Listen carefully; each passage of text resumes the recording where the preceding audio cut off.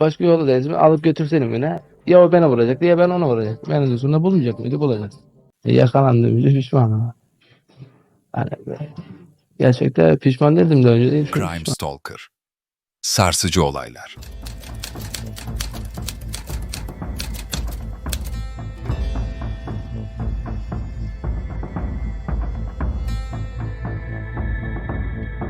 İnanılmaz bir plan, korkunç bir son. Ve 40 metrelik bir su kuyusunda son bulan akıl almaz bir ihanetin öyküsü. İstanbul'un sakin bölgelerinden Hadımköy o gün alışılmışın dışında bir hareketliliğe sahne oldu. Hadımköy Jandarma Karakolu'na gelen bir ihbar ekipleri harekete geçirdi. Adres Hadımköy'de bulunan lüks bir villaydı. İhbar villanın bahçesinde yer alan bekçi kulübesine yönelikti. İddiaya göre burada akıllara durgunluk veren bir olay yaşanmıştı. Jandarma ekipleri olayın iç yüzünü ortaya çıkarmak için hemen bölgede detaylı bir inceleme başlattı. Villada yapılan aramalar sır perdesini aralamaya başladı. Bu sessiz beldede kimsenin hayal bile edemeyeceği bir senaryo gerçek olmuştu. Karayolundan buradan ateş edince bir saplanmış bir tanesi. Araştırmalar sırasında minderde ve halıda bulunan kan izleri yaşanan olayın ciddiyetini doğruluyordu. Ancak failler ortada yoktu. Jandarma ekipleri en ufak bir ipucunu değerlendirmek için evin her köşesinde titizlikle inceleme yaptı. Olaydan bir gün sonra ise dikkat çekici bir gelişme yaşandı. Faillerden biri olan Ezine Çelik adlı genç kadın ailesi tarafından karakola götürüldü. İfadesinin ardından bir de ihbarda bulundu. Bu ihbar doğrultusunda Cengiz Özkan isimli şahıs jandarma ekipleri tarafından gözaltına alındı. Peki kimdi bu kişiler? Olay tam olarak neydi? Nasıl ve neden gerçekleşmişti? Bu korkunç cinayetin ardındaki sır perdesi adım adım aralanıyordu. Genç kadının adı Ezine Çelik'ti. 18 yaşındaydı. Diğer zanlı Cengiz Özkan. O da 18 yaşındaydı. Her iki şüpheli de yakalanarak tutuklandı ve adalete teslim edildi. Sanıkların adliyeye sevki sırasında görüntü almaya çalışan basın mensupları ise beklenmedik bir engelle karşılaştı.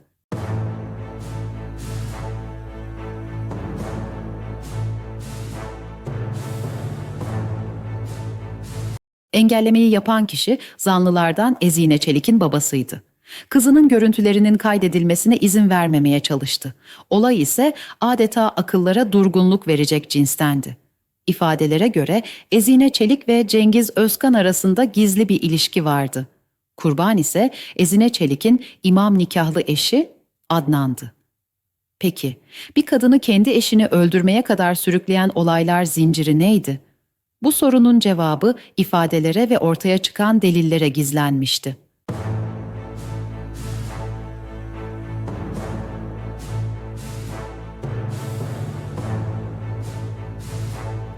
Acı gerçekleri öğrenmek için bu kez Adnan Tekin'in ailesine gidildi. Ailenin anlattıkları olayın ardındaki tüm sırları tek tek ortaya koyuyordu. Ezine Çelik küçük yaşta evden kaçmıştı. O sırada semtlerinde bulunan bir dere kenarında Adnan isimli bir gençle tanıştı. İlk başta sıradan bir tanışma gibi görünse de zamanla bu ilişki derinleşti. Ezine ve Adnan her gün aynı yerde buluşmaya başladı. Adnan bu ilişkiden memnundu. Yaşadığı mutluluğu kardeşinden bile çok sevdiği en yakın dostu Cengiz Özkan'la paylaşıyordu. Boluca'da dere kenarına gezerken tabii kız evden kaçıyor. Annesi de biliyor bunu hepsi tabii. Evden kaçıyor. Çocuğuyla buluşuyorlar. Birbirine seviyorlar bunlar. Genç çift kısa sürede evlenmeye karar verdi. Ancak kalacak bir yerleri yoktu. Adnan'ın babası onlara kapılarını açtı. Ezine ve Adnan imam nikahı ile evlendi ve bir süre Adnan'ın ailesinin yanında yaşamaya başladı.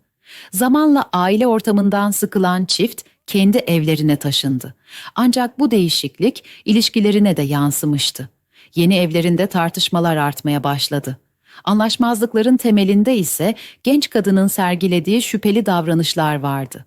Sabah erken saatlerde evden çıkan Ezine gecenin geç saatlerinde eve dönüyordu. Akşam Adamın koyundan kalkıyor sabahleyin erkenden başka birisine gidiyor. Genç kadının sürekli buluştuğu genç ise kocasının aklına gelebilecek en son isimdi. Bu genç en yakın dostu Cengiz'den başkası değildi. İki sevgili yasak aşk yaşıyordu.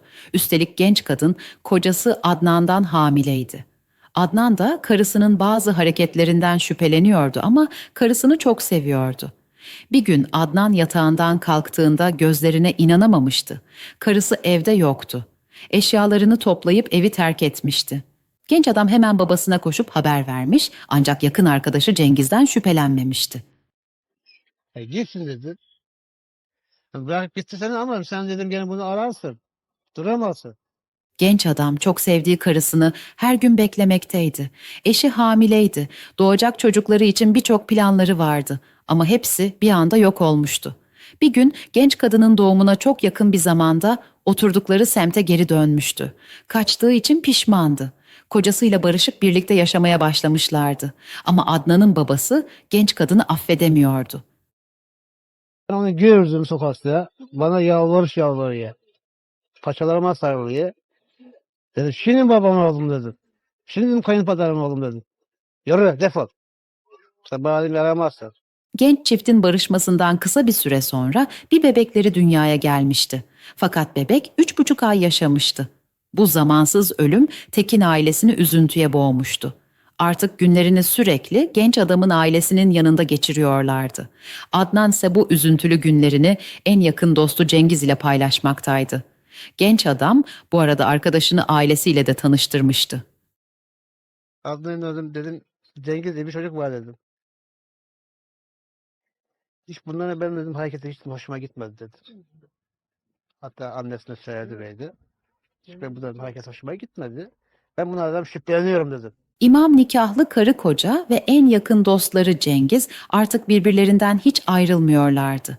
Görünen tek bir sorunları vardı. O da işsizlikti. Gençler iş bulmak amacıyla Hadımköy'de bir villa sahibini arayıp bekçilik yapmak için iş istemişlerdi. Telefon etmişler, demiş ki biz Arnavutköy'de işsiziz, biz işçiyiz, bahçeden anlıyoruz, biz gelip çalışacağız. Villa sahibi telefon eden genç çifti çağırıp onları görmek istemişti. Ertesi sabah yazıhaneye karı koca ve dostları Cengiz hep birlikte gelmişti. Villa sahibi genç çifte yanlarındaki adamın kim olduğunu sorduğunda genç kadının kardeşi olduğu yanıtını almıştı. Sabahleyin bir baktım, ben yazıhanede oturuyorum, baktım geldiler 3 kişi. Bu kimdir dedim, bu da dedi hanımın kardeşidir. Villa sahibi bu durumdan kuşkulanmıştı. Daha sonra aralarında bir anlaşmaya varmışlardı. Villa sahibi onları villaya götürüp kalacakları ve çalışacakları yeri göstermişti. Dedim ben 30 milyon para veriyorum aylık ve telefonu, elektriği, dairenin bilmem neyse ekeceksin, biçeceksin, hepsi siz yerin, ne yaparsa yap. Villa sahibi kendilerinden iş isteyen bu kişilere pek güvenmemişti. Evini emanet edeceği bu gençlerin her birinden kimliklerinin fotokopisini almıştı. Ama genç kadının kimliği yoktu. Mehmet Bey, karı kocaya 10 gün süre vermiş ve genç kadının kimliğinin hemen çıkarılmasını istemişti. Sizin kimliklerinizi dedim ben alacağım dedim. Aldım, yazdım onları hepsini. Dedim dedi ki karı şey yok. Anada doğma dedi, doğmamış yani. Dünyaya gelmemiş gibi görünüyor dedi. Bir şey yok. Villanın bekçilik görevini yapacakları için Mehmet Bey bir tüfek temin etmeleri gerektiğini söylemişti. Gençler köyden bir tüfek almalarına gerek olmadığını, silahı kendilerinin bulabileceğini belirttiler. Hatta dedim ki bir köyde böyle bir silah bulun. Bir şey yani bir outsay bir tekli bekli. Ben para vereyim de burada emniyet olsun da bir şey yapın. Kimseye göstermeyin falan da. Bunu söyledim onlara. Dedi ki amca dedi sen karışma dedi. Ama gençlerin niyeti oldukça farklıydı. Onların amacı bir iş bulmak değil, silahlı bir soygun yapmaktı. Bunu gerçekleştirmek için bir silaha ihtiyaçları vardı. Gece oturup düşünmeye başladılar. Ezine birkaç gün önce villa sahibi Mehmet Bey'in havaya silahla ateş ettiğini görmüştü. Villada saklanmış bir silah olabilirdi. Hemen karar verdiler. Villa içinde silahı arayacaklardı. Gecenin karanlığında villaya doğru sessiz adımlarla ilerlemeye başladılar. Birinci katın penceresi hafif aralıktı. Aralıktan ilk süzülen Adnan oldu. Yavaşça içeri girerek odalarda silah aramaya başladılar. Bütün dolapları yerlere indiriyor, tabancayı bulmaya çalışıyorlardı. Birden Ezine'nin sesi odada yankılandı.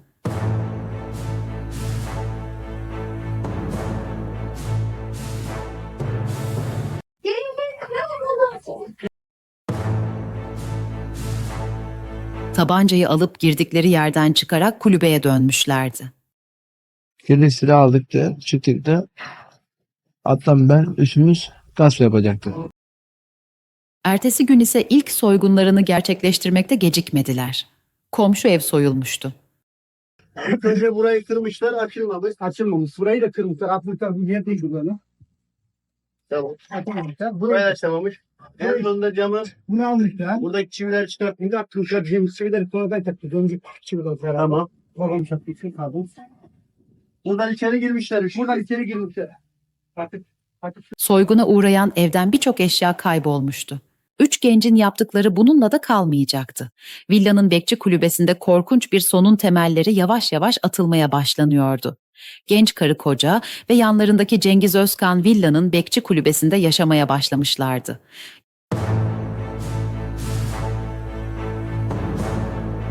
Yaşadıkları yer bir yerleşim birimine oldukça uzaktı. Belirli ihtiyaçlarını karşılamak için yaklaşık 1 saatlik yolu aşmaları gerekiyordu. Çoğunlukla bu işi yapan kişi Adnan Tekin oluyordu. Uzun zamandır yasak aşk yaşayan Ezine ve Cengiz için bu bir fırsattı. Karısını çok seven ve dostuna oldukça güvenen Adnan ise tüm olanlardan habersizdi. Bütün bu olaylardan şüphelenen bir tek kişi vardı, o da Adnan Tekin'in annesiydi.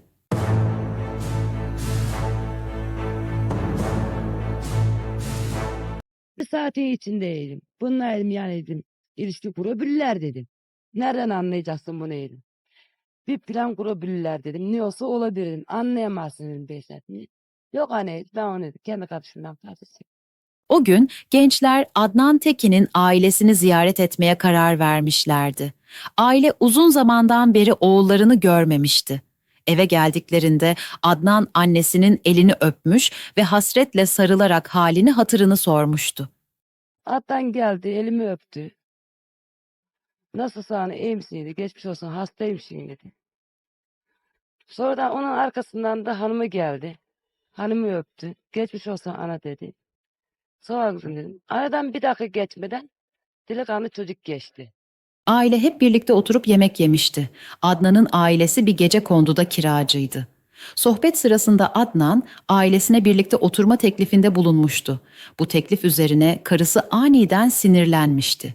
Genç adam ise onu ikna edip sakinleştirmeye çalışmıştı. Senin iş olsaydı kirada değil annem babam dedi ama buna kiradaydı. Yemek sonrası Adnan annesiyle bir odada konuşmaya başlamıştı. Annesi, oğlunu, karısı ve dostu hakkında uyarıyordu. Bu sırada kapının ardından onları dinleyen Ezine aniden içeri girerek konuşmalarına müdahale etmişti. Konuşuyorsun ne konuşuyorsun ne anlatıyorsun anneye gene dedi beze. Bir şey anlatmayayım çocuğumla ben konuşamayacak mıyım dedi. Ziyaretlerini tamamlayan 3 genç evden ayrılmak üzere hazırlandılar. Adnan Tekin ailesiyle vedalaşarak annesinin ve babasının elini öptü. Ayrılırken oğlunun arkasından bakan anne içten içe kötü hislere kapılmıştı. Giderken halde ben bunlardan gene şüphelendim. Biri bir koluna girdi biri bir koluna girdi. Ama bunlar bunun atların başını yiyecekler ama hakkında hayırlısı değil kalbinden geçirdi. Genç adam bilinmez bir yöne doğru yol almaktaydı.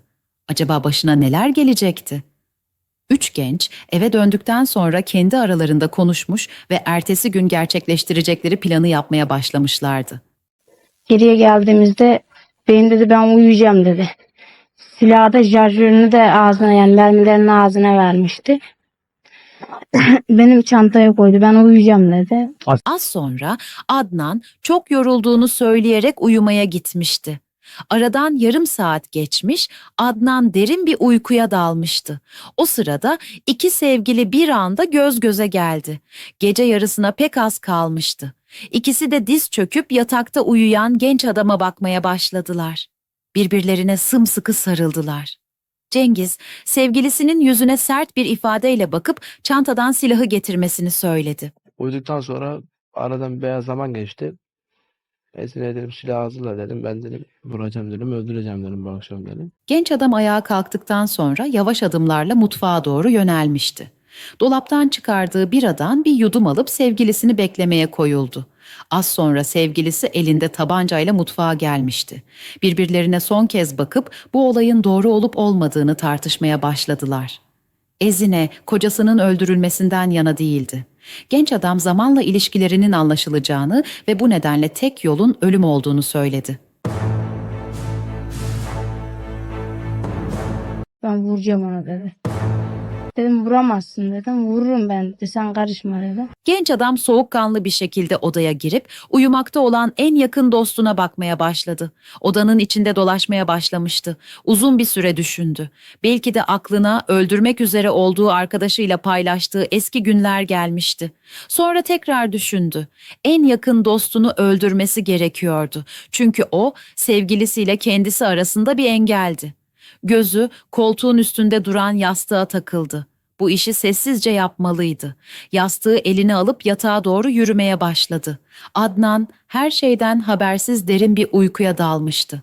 Cengiz birden Adnan'ın üzerine oturdu ve yastığı göğsüne dayayarak 8 kurşunu büyük bir kinle Adnan'ın üstüne boşalttı. Önüne geçtim. Önünde yastığı tuttum. 8 elde ateş ettim. Saat tam gece yarısını göstermekteydi. Artık her şey sona ermişti. Adnan çok sevdiği eşinin ve en yakın dostunun kurbanı olmuştu. Cengiz soğukkanlı bir ifadeyle mutfağa geri dönmüş ve sevgilisine sarılarak her şeyin sona erdiğini söylemişti. Şimdi tek bir problem kalmıştı. Cesedi nasıl ortadan kaldıracaklardı? Genç adam dışarıya çıkarak düşünmeye başlamıştı. Tedirgin bir biçimde etrafta geziniyor, her türlü tehlikeye karşı silahı hazır bulunduruyordu. Biraz dışarı çıktım. Ben biraz sıkıntı bastı bana. Sıkıntı basınca dışarı çıktım. Biraz hava alayım dedim. O da arkamdan geldi. Nereye gidiyorum dedim. Dedim işte dedim, ben dedim şarjör var. Bir tane de şarjör var dedim. Çantanın içinde dedim. Onu da ver bana dedim. Ne yapacağım dedim. Şarjöre takacağım dedim. Ne olur ne olmaz yine dedim. Genç adam cesedi nasıl yok edeceğine karar vermişti. Tekrar içeri girerek planını sevgilisine anlattı. İkisi de bu fikrin uygun olduğuna karar verdiler. Mutfaktan bir ip bulup cesedin yanına geldiler ve onu bir battaniyeye sararak bağladılar. Cesedi iyice sardıktan sonra sırtlayıp bahçeye çıktılar. Ceset yatıyordu. Ceset aldık, sardık. Önce eşofmanın üstüne sardık. Sonra battaniye altına bağladık bunları 4 yerinden. Sonra ben yarıya kadar sırtımda yarıdan sonra beraber tuttuk götürdük. Gecenin karanlığında iki aşık sırtlarında bir cesetle bahçede güçlükle ilerliyordu. Cesedi yok edecekleri noktaya yaklaşmışlardı. Planları tıpkı cinayetin kendisi gibi dehşet vericiydi. Kurbanı 40 metrelik bir kuyuya atarak ortadan kaldıracaklardı. Kuyunun başına geldiklerinde üzerini örten ağır demir kapağı kaldırdılar. Kuyunun karanlık dibi adeta kurbanını bekliyordu. Cesedi birlikte kaldırıp hızla aşağı bıraktılar.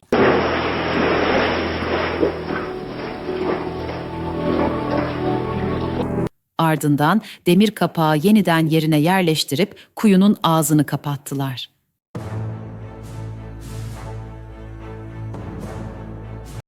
Kapatın üstüne, attıktan sonra kapatın üstüne geri geldik. Geri geldikten sonra yattık o gece. Ertesi gün uyandıklarında kaçmaya karar verdiler. Yanlarında 5 adet altın vardı. Bu altınları bozdurup aynı gece bir otelde kalmaya karar aldılar. Benim altınlarım vardı. Altınımı bozdurdu. Ancak genç kızın kimliği olmadığından otel tarafından kabul edilmemişti. Bunun üzerine genç adam Ezine'yi ailesinin yanına göndermişti. Genç kadın oldukça korkmuş ve tedirgin olmuştu. Bana tekrar kendi dedi git buradan annenin babanın evine dedi.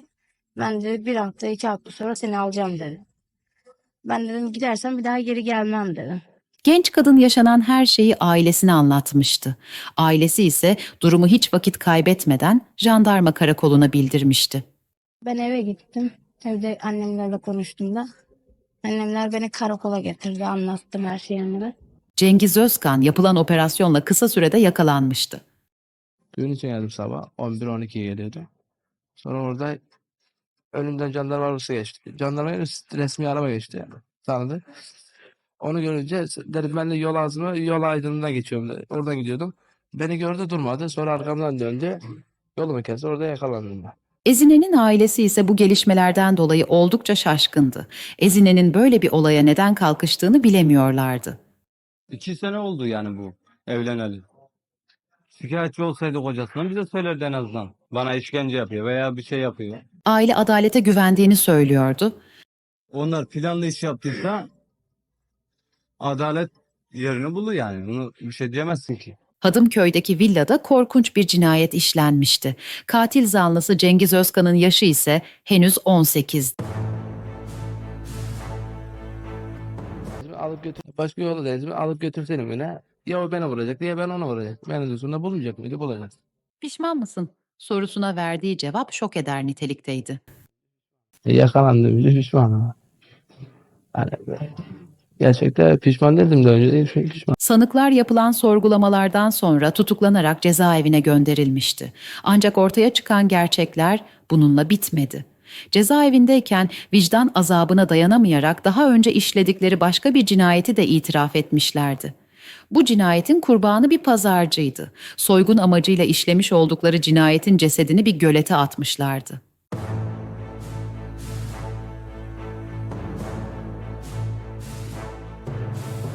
Tüm bu yaşananlar gençlerin kötü seçimlerinin hayatlarında ve çevrelerinde nasıl yıkımlara yol açabileceğini çarpıcı biçimde gözler önüne seriyor. Başka bir videoda görüşmek üzere.